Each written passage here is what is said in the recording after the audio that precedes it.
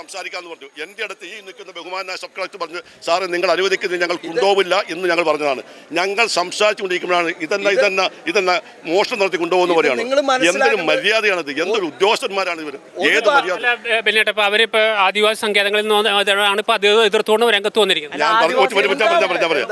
ആദിവാസികൾ തന്നെയാണല്ലോ ആ വാഹനത്തിന് മുന്നിൽ കടന്നത്. ഇതിൻ്റെ പ്രത്യാഘാതങ്ങളെക്കുറിച്ചോ ഇതിൻ്റെ വരുംവരുവായകളെക്കുറിച്ചോ ഒന്നും പൂർണ്ണമായി ഗ്രഹിക്കാൻ കഴിയാത്ത പാവപ്പെട്ട ആദിവാസികളെ സ്വാധീനിച്ചെടുക്കേണ്ട തീരുമാനമാണോ ഇത്? ഇതിവിടെ ജനപ്രതിനിധികളില്ലേ?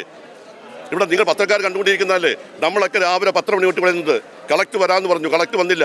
അവസാനം ഇതിനകത്ത് എന്തും തീരുമാനമുണ്ടായി. ഞങ്ങളവിടെ സംസാരിച്ചുകൊണ്ടിരിക്കുന്നു. ആ സംസാരത്തിൽ എന്താ പറഞ്ഞത്?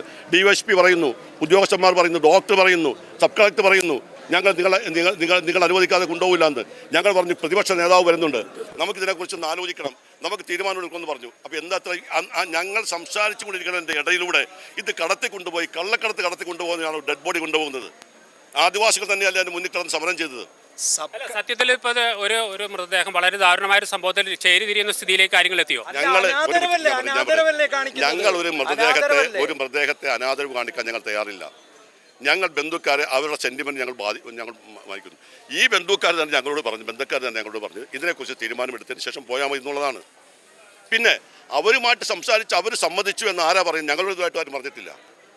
ഞങ്ങളിവിടെ വന്ന് അത് കൊണ്ടുപോകുന്നതിന് അനുവാദം കിട്ടിയിട്ട് കൊണ്ടുപോകുമെന്ന് പറഞ്ഞപ്പോഴാണ് കുറേ അവരുടെ ബന്ധുക്കാരെന്ന് പറയുന്ന ആളുകൾ വന്ന് ഞങ്ങളോട് പറയുന്നത് ഞങ്ങൾ കൊണ്ടുപോകാൻ പറഞ്ഞു. ഞങ്ങൾ ഈ പറയുന്ന മൃതദേഹത്തെ ഞങ്ങൾ ബഹുമാനിക്കുന്നു. ഈ വണ്ടി തടഞ്ഞവരും ആദിവാസികളാണ്. വണ്ടി തടഞ്ഞവരും പറയുന്നത് ഞങ്ങൾ അവരുടെ ബന്ധുക്കളാണെന്ന് പറയുന്നത്. അപ്പോൾ ഇതിനകത്തൊരു വ്യക്തത ഉണ്ടാക്കേണ്ടത് ആരാ? അവരെ ഉന്നയിച്ച ആരോപണം ഇത് നിങ്ങൾ ആരും ഈ വിഷയങ്ങളിലായി ഇപ്പോൾ അവിടെ വരാറില്ല, ഇപ്പോൾ വന്നിരിക്കുകയാണെന്നാണ്. അതെല്ലാം ഞാൻ ചോദിക്കട്ടെ.